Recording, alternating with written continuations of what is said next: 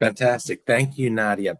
My name is Peter Frumkin. I am a professor at the University of Pennsylvania and director at Oxford of the Grattle Institute of Charity. I've been over in the UK for the past 3 years helping to launch this fabulous new institute. We got a gift to create a center focused on the study and research on the nonprofit or charity sector, but we've also done a lot of other things other than typical academic research. One of the things I've been passionate about throughout my whole career has been working with practitioners. I've worked with, I think, somewhere around 3,000 to 4,000 practitioners over the years. And it's something I'm passionate about. And so at the Grattle Institute, we've launched several initiatives and programs for practitioners to help them ratchet up effectiveness. So I've put, I'd say, 28 years, written many books and articles, but what I really am interested in is working with practitioners on improving and moving forward the work of these terrific organizations. So that's where I come to this. I've been in this field for a while. I still get a lot of joy and satisfaction working with practitioners, and I can't wait to get going on telling you about this program. Nadia? Thank you, Peter. Hello again, everyone. So I am Nadia Alamar, and I'm Chief Executive of Claw Social Leadership, and we're very proud partners with Peter, with the Gradle Institute of Charity on this program you're about to hear about. So a little bit about Claw Social. So we have been delivering leadership development programs to the UK social sector for around about 16 years. And we have also worked with thousands of leaders in the UK social sector, predominantly on their leadership, whether it's leading self, others, their organizations, teams, communities, and the systems in which they work. So that's what we've been focused on. We have a real focus on civil society. We are a charity ourselves, so that's also our superpower. We know exactly what it's like to be in the sector and to lead in these challenging times. But it is an absolute pleasure to put on this program for a second time. We can talk about the first time, which just concluded a couple of months ago. So we're putting on this program for a second time in partnership with the Gradle Institute, called Leading Social Impact. And Peter, would you like to tell us a bit more about the program rationale, please? Sure. Thank you. Ideas are really important. I've spent my whole life working on developing ideas around effectiveness and impact. But I've come to conclude that the thing that makes charity work and nonprofits special are the people inside these organizations. It's the commitment, it's the values, it's the talent of the people that really matter. That's why, as I mentioned, I've really spent a lot of time working on the applied side with practitioners. So the rationale for this program is that the most valuable assets you have are the people. And you need to invest in the talent that you have. You need to believe in yourself and in what you can get done. And this program is all about kind of giving you a set of tools, frameworks, and approaches that will help you maximize the quality and impact of your work. I found that in the UK, there's a hesitancy in some organizations to say, yes, we should invest in ourselves and then the people inside the organization. No, everything should be directed to the beneficiaries. That's a lovely intuition, but I think it robs you at times of the inputs you need to do your work at the highest level. So the purpose of this program is to give you a moment to really focus on yourselves, the skill sets you need, the ideas, frameworks, and approaches that will help you get more impact. That's what the program is about. It's grounded in a lot of big ideas and research, but it's very applied, very much focused on this question of how can we improve effectiveness? How can we get to results? How do we make social impact? That's the rationale. Nadia? Thank you, Peter. Yeah, and just to add to that as well, just investing in people is exactly the messaging that we give at Claw for the 16 years that we've been here. It is the people, it's all of you, it's your teams, your contacts that are creating positive social change, and that's what we're here to do. And that's what we're here to support you to do and to enable.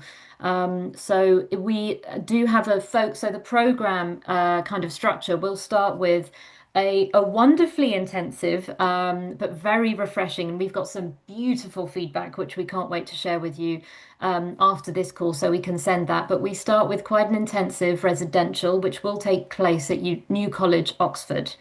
We then have a couple of online sessions afterwards, and we'll go into detail now with all of these bits and pieces.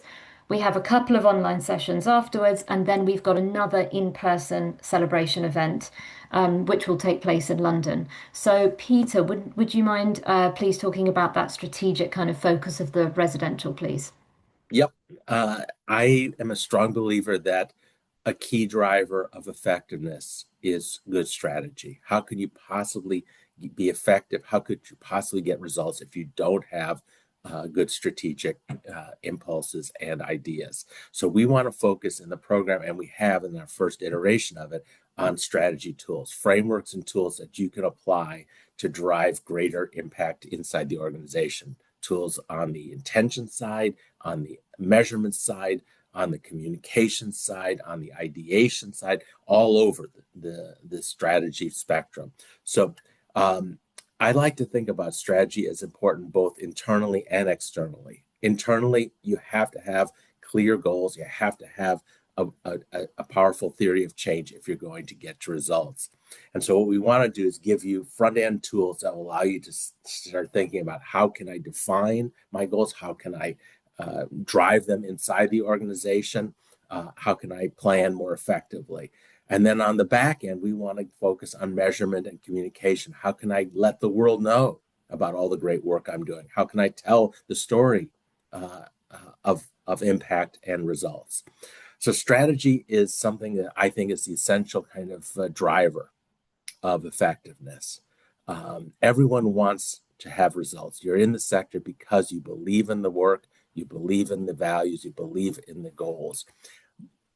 Getting to those requires good strategy, good thinking. And so what we try to do is we try to give you tools that will allow you in the program to start to see different ways of approaching your work. The approach is both applied but also very much personal, meaning we'll show you tools around measurement, around planning, around theory of change, but we'll help you drive them inside your organization. So we'll look at them, we'll look at maybe a case and apply it, and then we'll drive it inside your own experience, your own organization, and make sure that you see exactly how you can use this in your day-to-day work. So strategy is a cornerstone, but it's not the only part of the program. There's another component, which is around leadership. Nadia? Thank you, Peter. Yeah, that's right. So with at Claw Social, so we've also got our leadership development model and our capabilities framework, which really, and the model really focuses in on at the beginning, at the very core of it is know yourself, be yourself, look after yourself. So you've got to create that self-awareness in order to understand where your strengths and weaknesses are, where your impact is, where you lean on others, or where you need to develop. So that's where we start with. And then, of course, within that leadership framework for this program, we go into assessing the context around you, seizing the opportunity, enabling you to seize the opportunities and navigate the challenges, and then working with and through others. So the tools, the strategic tools, the impact tools, the inclusive design tools, the incredible tools that you will and strategies that you will get for your projects, for your organization and in the residential will be fantastic. And the leadership aspect really tunes into you as an individual or you and your teams. And how do you utilize those tools and communicate them or utilize them to the best way, bearing in mind where you are? There isn't one type of leader that we are all aspiring to be. It's the type of leader that you want to be, and it's just honing that, refining that, and ensuring that you're using those tools in the best ways possible. Mhm. Now to a bit of innovation back over to Peter, please. Yeah, another key component beyond strategy leadership, the third kind of touchstone of the program is around innovation. I believe that you have an enormous responsibility and mandate to constantly ask, can we do things differently? Can we do things better? Where do good ideas come from? Believe it or not, there's actually a very well-defined methodology for driving innovation.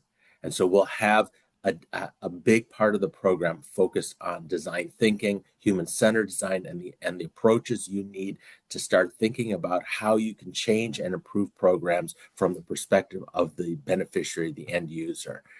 It's a methodology. It's a system of approaching this challenge of change and innovation.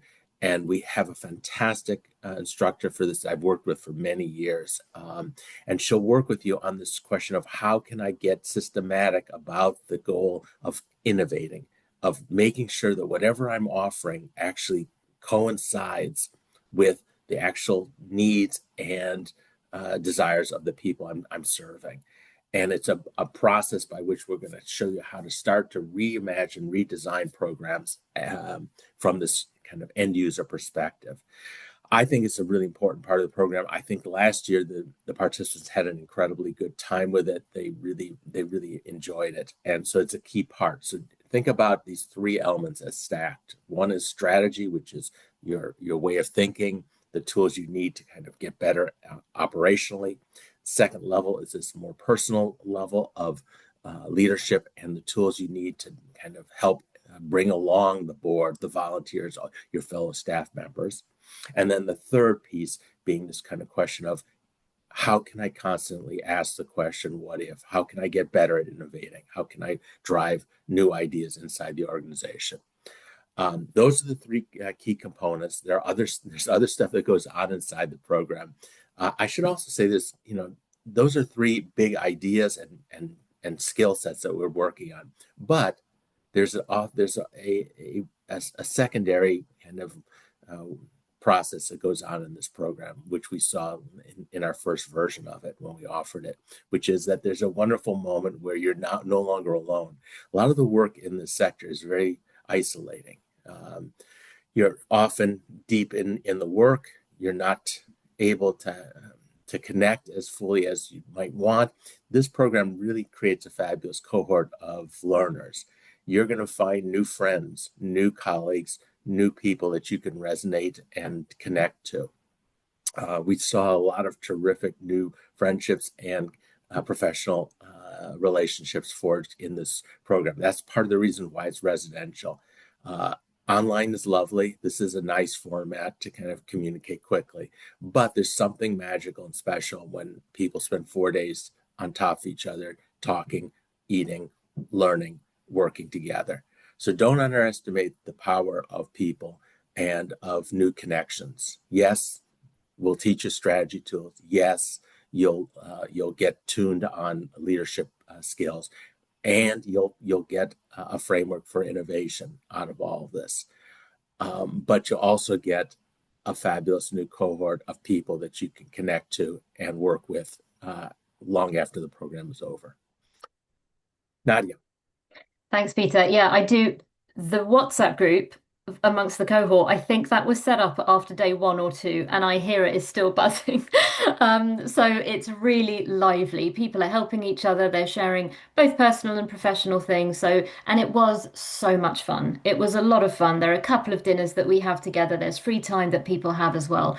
And within the learning that Peter's just mentioned as well, there is time. So it's very engaging. So there is time within each session to go into breakouts, to discuss, to bring it back to your own context, to hear from others and learn from others as well. But also based on the feedback from year one, we've also included more reflection time at the end of a couple of the chunky days, just so that there is time for people to sit by themselves if they want and consolidate, or talk in groups, absolutely according to how people learn and process best. So apart from the residential, we then have two online elements, and they are on the website. So I don't want to go through those in any great detail, but these are the other two elements which make up kind of the knowledge, the experience of a really strong and effective social leader. So one is on governance, and this is not a dry governance talk about what should and should not be in place and what we should be doing. It really is about encouraging discussions for discussions at different levels to enable the organization as a whole to reach the goals that they want to reach. So, what are the discussions that should be happening, and how is the best way to deliver them and to engage with them? What are the models that we can use to make the best out of that? And then the second online session is on innovative financial models, and that went down really well as well last year because it was about looking at our finances and programs for looking at our finances and programs with a different lens and looking at other examples which are so transferable to our context as well. So that was also quite fun and engaging way to get to kind of delve into the financial aspect of leading projects, teams, and organizations. And then we end with a celebration event at the end in London. That will be in London, where we will very happily and proudly hand out certificates. This is certified by New College Oxford, Gradle Institute, and Claw Social Leadership as well, for those who are able to complete the programme. And we did whiz through, we did it on purpose because we know everyone is stretched at the moment. We know everyone's really busy, and we wanted to leave as much time as possible for you to ask any questions that you would like. So, unless there is anything more from you, Peter, we can end the recording and then open it up to the room. That sounds good. Lovely, thank you. So, feel free.